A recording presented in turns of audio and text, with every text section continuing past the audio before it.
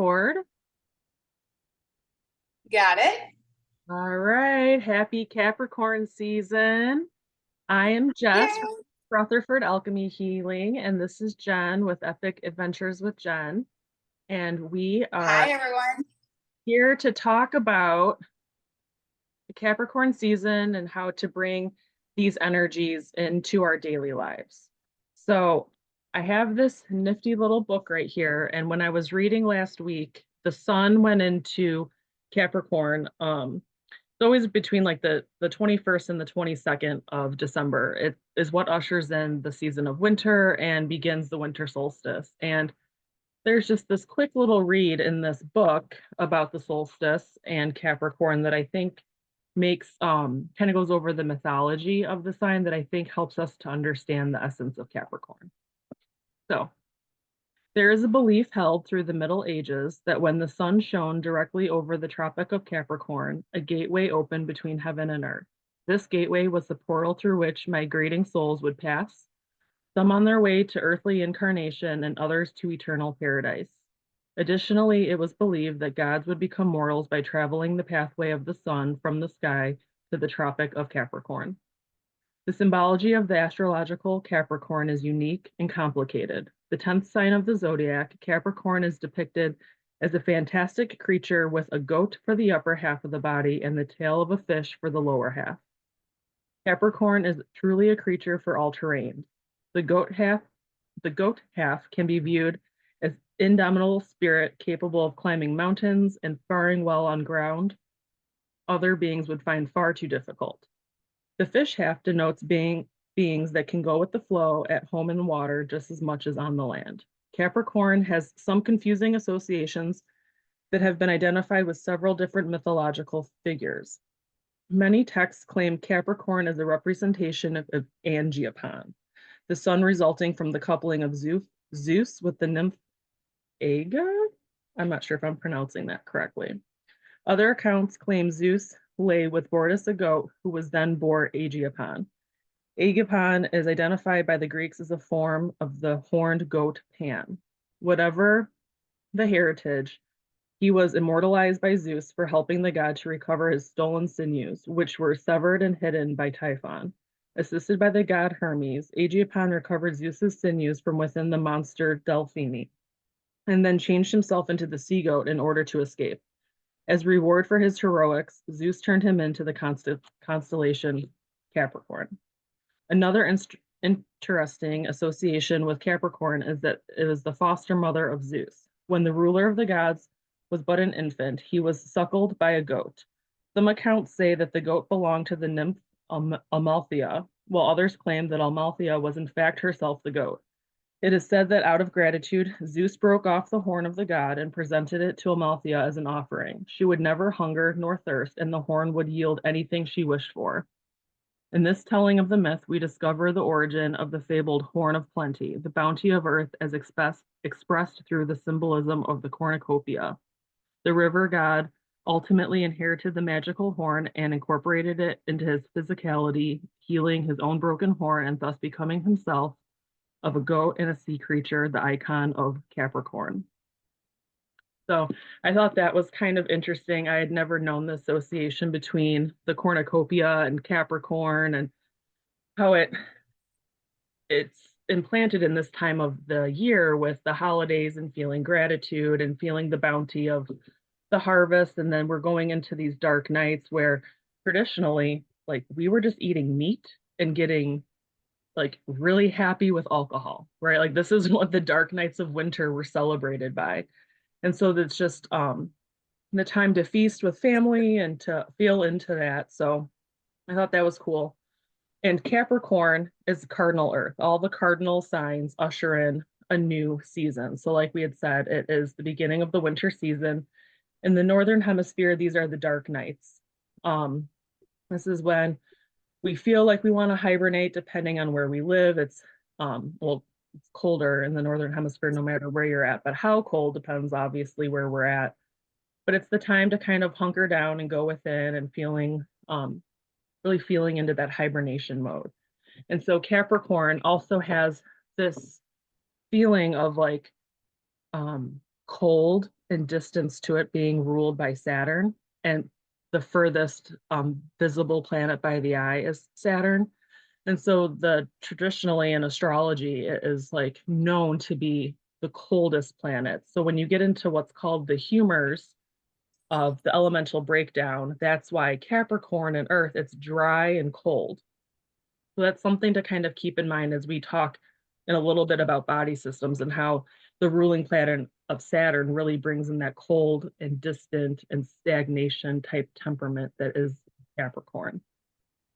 Um, the so a lot of times it's actually called the fish goat, and it's one of the hardest working signs of the zodiac. They're known for their self-determination, their authoritative expression, and an abundance of self-control.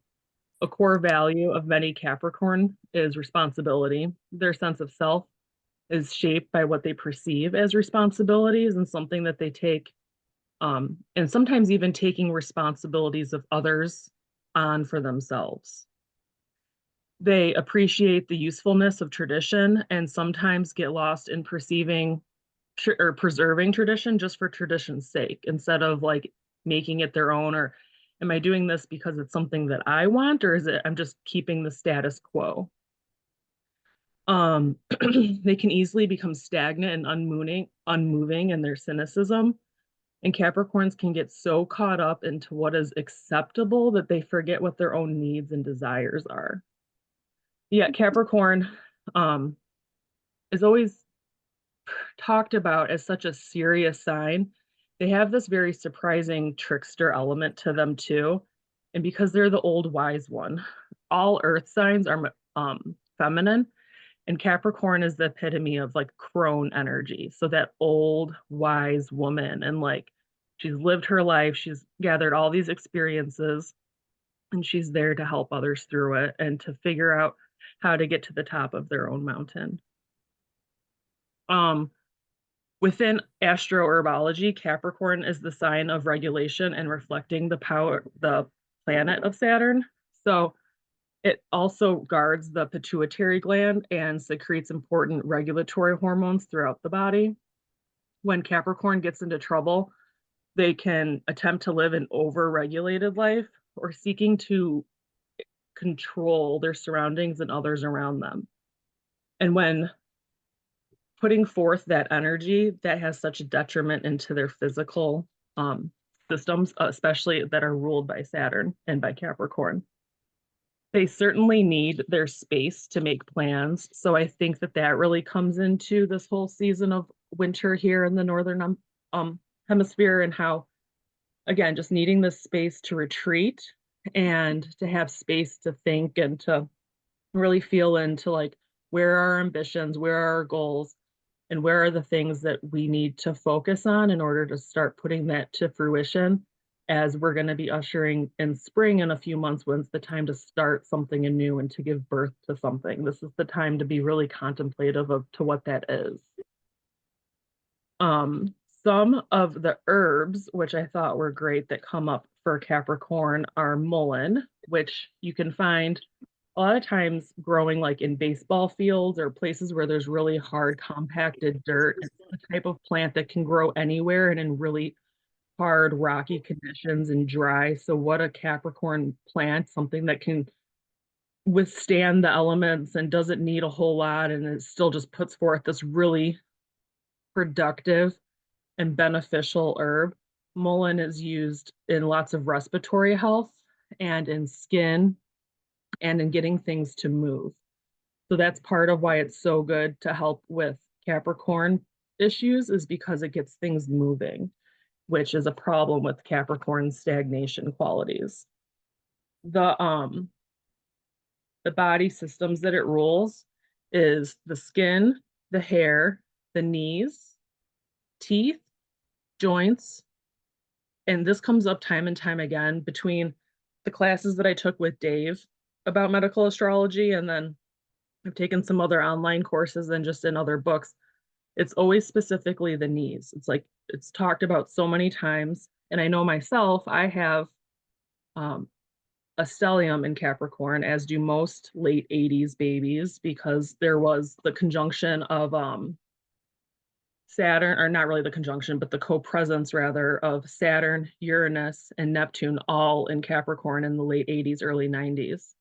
I also have Mars there. So I have a 4-planet stellium, and I've had an issue with my right knee dislocating, my patella, my kneecap has dislocated a handful of times. And so as far as like bones and structures of the body that Capricorn rules, it's something that comes up. And you can even get into like the specifics with medical astrology and look at the degree placement of certain signs.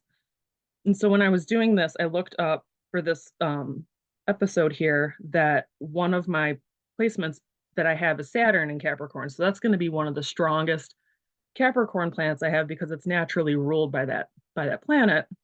And I have it at 1 degree Capricorn, my Saturn. And that is what actually rules the right patella. So I found that to be super fascinating. And then Jenny, I know that you also have some knee issues.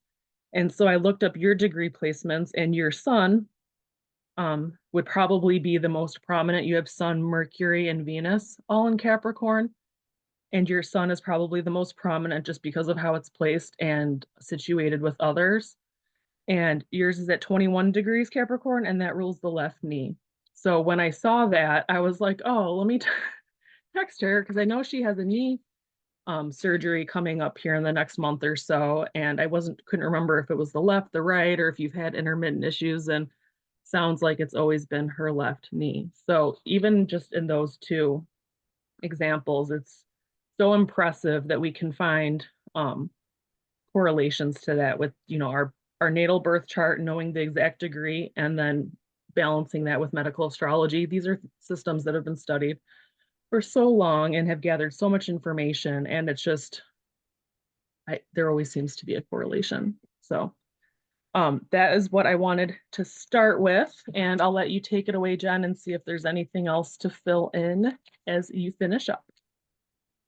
I love how, to your point, like here we are going into Capricorn season and I'm at the orthopedics office talking about my left knee surgery, like literally on the cusp of going into Capricorn season there before Christmas. I was at the orthopedics office talking about my left knee surgery. So how very interesting that that's in my chart. So hopefully the surgery fixes this left knee issue and it doesn't continue to follow me. But when we were talking about Capricorn, and we were talking about, all of the systems that it rules, the thing that came to me is we were talking about like bone health, right? And skin health and things like that. So one of the things that I like to do is make my own bone broth and my own broth for a couple different reasons. One, I can control like the sodium levels and flavors and things like that. But number two, it's the cost. So I literally just went to Publix today. I like to use like leg quarters, but I don't know if you see the price, but it was less than $6 for this. Bone broth now, when you buy it from the store, even if you buy like the cheap Walmart brand or Aldi brand, you're talking like $4 for a carton or darn near that price. It's gotten to be so expensive. So for $6, I'm going to get a lot of broth and I'm going to get chicken to use for meals throughout the week. So I'm all about cooking once and using things as many times as I like, as much as I can. So I'm going to dirty my kitchen tonight. I'm going to let this bone broth cook all night in my crock pot after I get the chicken cooked and the meat off. And then in the morning, I will have bone broth to use throughout the week. So the chicken I'm going to use, I'm going to make enchiladas with. And then the broth I'm going to use, I'm making a chicken chili later in the week. So I'm going with like a Southwesty, sriracha-y flavored broth. I actually have, it's our smoky sriracha salt. So that's the salt I'm going to add. It's going to add flavor. It's going to add salt, obviously. But I'm going to add that to the water with the chicken, along with my vegetables. So I've got onion and garlic, carrots, and so as I boil this chicken until the meat's cooked. So probably about an hour or so, 40 minutes or so, get the meat off the bone. And then we'll put the bones, whatever broth is in here, along with the veggies and stuff, and put that in the crock pot overnight. And while I'm sleeping, I'm going to make my own broth for pennies compared to what the store-bought versions are. So when we were talking about what the season is and and everything. It just really stuck that, you know, as we're all looking to save a little bit of money, because we all know life's gotten pretty expensive here, this is one way that I can spend 20 minutes of my time getting this prepped and save myself a ton of money. And I love to use broth in place of water. So like tonight I made Spanish rice, and the Spanish rice package called for water. So instead of using 4 cups of water, I used 4 cups of chicken broth that I had made. And it lasts for a couple weeks in the fridge. So I definitely do this probably every couple weeks. I will make a big pot of broth, get a good, you know, whatever, 12 to 20 cups of broth. And then I have broth to use for all the different things throughout the few weeks. So that is my cooking tip to go along with the Capricorn season, because number one, let's be practical, save money, plan ahead, and make some delicious bone broth. But let me just kind of show you guys, but there's everything in the pot. And so I will literally just put the lid on it, maybe add a little bit more water, let this simmer, let the chicken cook, peel the chicken and put it all into a crock pot and have delicious broth. So that's my kitchen tip for the day. I love that, Jen. And that's so one thing about Capricorn is how like there's this sense of all the zodiac signs and like what is like their epitome. If you can just break them down into like 2 words of what they stand for, and for Capricorn, it's I use. And so to use everything that you can to get as much as you can out of any sort of vegetable or product in the kitchen, and to make sure that you're getting the most use out of it, is certainly a very Capricorn thing to do. It's being sensible and responsible, of course, as well. And there was something that you mentioned about how life is really expensive right now and to get the most use out of our money. And Capricorn also has this sense of being like stingy or greedy, or like being very protective over their money, or like not knowing, not knowing. I'll say not that there's, it's not necessarily like a scarcity mindset, but they're not overspenders, right? That's Taurus's domain, because Taurus is ruled by Venus. So, and Venus loves all the luxuries. So, the earth signs in general rule material possessions and things and all of that. But as far as how we go about getting them, Capricorn is more about achievement and using their abilities to garner that wealth versus using their finances to garner what they value. Um, and Virgo is ruled by Mercury, so they're all about collecting as much information to be able to put that to service to others. So I thought that that was very fitting, and you know, archetypes that weren't even really talked about. And it was just, even as you were talking about what you picked out to present, I was like, oh, that's so perfect. Yeah, it's one of those things that, you know, I would buy broth, and it was when I literally sat down one day and was looking at what I was paying for broth, just because again, I prefer to cook with bone broth. I like the extra collagen, I like the extra flavor. I'm always looking for ways to get more protein into my diet too. It's a way, again, just to get a little extra protein, and of course the flavor, right? Whenever you use broth in things as opposed to like water, you're adding flavor. And so when I sat down and saw how much I was spending each week in broth, I was like, I wonder if I could do this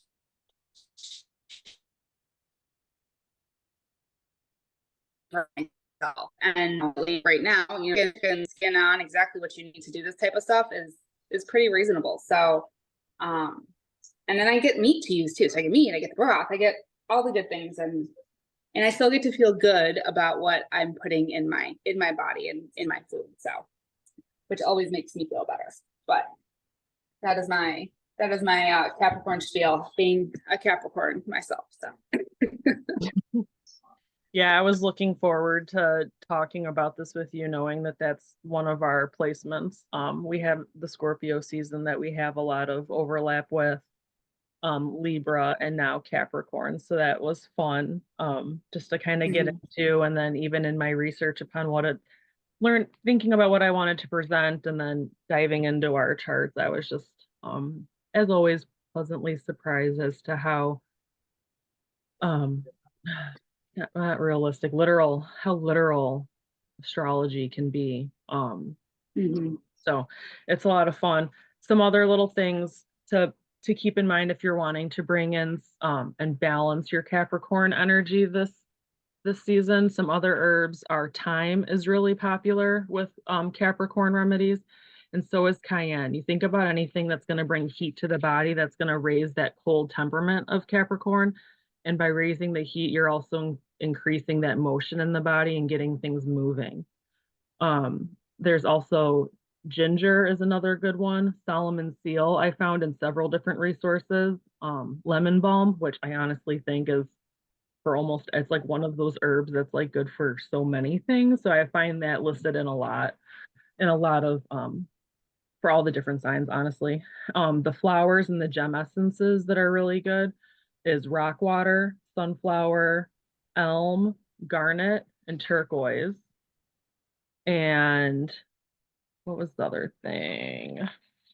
Oh, I already mentioned the mullein. That was the big thing that I wanted to mention because of it just being so good for the skeletal system, and the skin and just movement. And I just love how looking at the herbs and plants that go with each sign are such, again, literal manifestations of like what the sign's about, that this mullein can grow in like the hardest of conditions, and it's ruled by the planet that does that, that works the hardest with the least amount of a starting point. They make their legacy on their own. It's not handed to them. That's kind of the point, is to be one of the hardest working signs of the zodiac. It's kind of the epitome. It's at the top of the chart. You think about the 10th house, and that's the very top of the chart. So it's like literally the top of the mountain. So just another way that kind of overlaps in our life.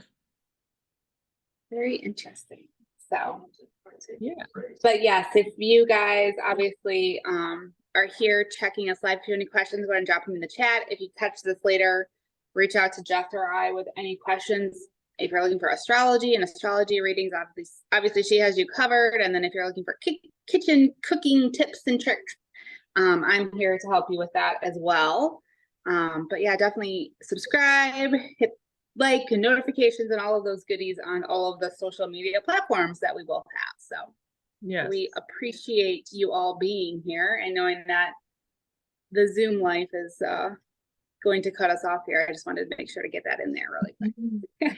Yeah, and I love the service that you offer of doing custom meal plans for people that, especially the people that have really strong Capricorn placements, a lot of times can be workaholics.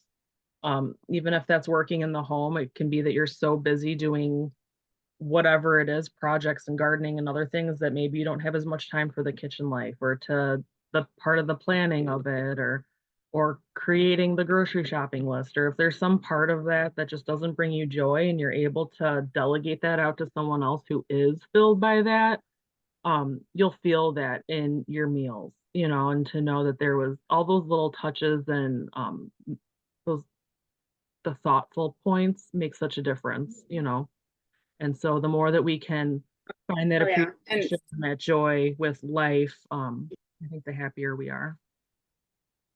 Yeah, no, and people always laugh at me when I'm like, I do. I love a meal plan, and I love a meal plan for others. So honestly, just reach out. I do it for fun. I do it for free. Like, I'm always looking for recipes, and I love finding things that will help make people's lives easier, because Lord knows we're all too busy to stress over what's for dinner. I have friends in town, and didn't really have anything planned for dinner tonight, and in 20 minutes whipped up tacos and Spanish fries. So like it can be done, and I can definitely help get you on that path. So if you need any help with trying to solve what's for dinner tonight, let me know. That's my specialty. And to your point, like it fills me. So it's not work, it's fun. Yeah. Yep. Lucky when you're doing what fills you, it just is regenerative and it doesn't feel depleting. So yeah, I love that, and I see that about you, and your Capricorn success is eminent. yeah. So, but we will bid you all adieu as we are getting close to that 30-minute mark. But thank you for joining along. And again, reach out if you have any questions at all. All right. Thank you. Good night, everyone.